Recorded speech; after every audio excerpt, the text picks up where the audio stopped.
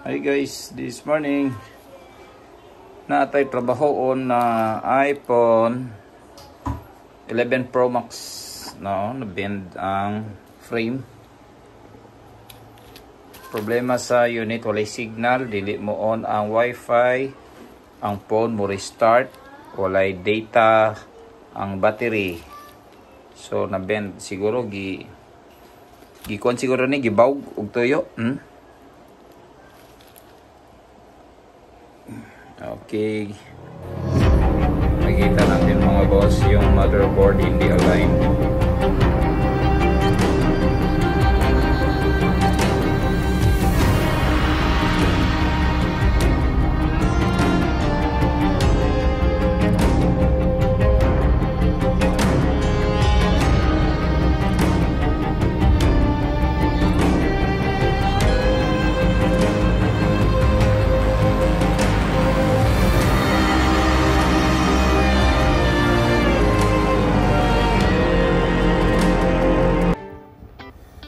Okay, i-test natin yung unit na gawa natin.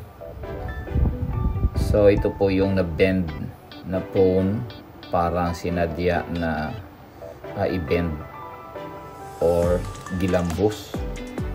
Nag-away siguro yung may-ari nito, tapos gilambos ang phone. Lagyan natin ng takip kasi yung mga screw mag-static yan. Nilagay kasi sa scotch tape dyan, nilagay sa co-technician natin na nagpasa sa atin.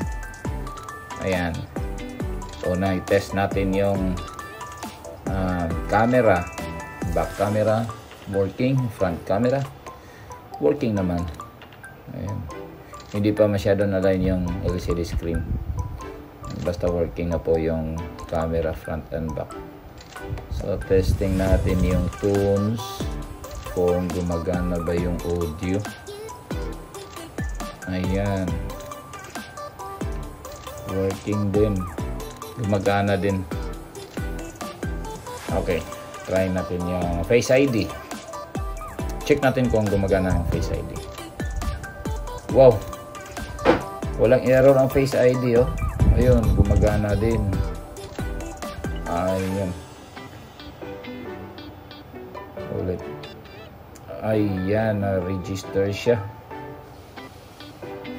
Ayan, na-set up na yung Face ID, guys. Password 00 lang. Ayan. So, i-testing natin yung Face ID. Ayun, gumagana talaga.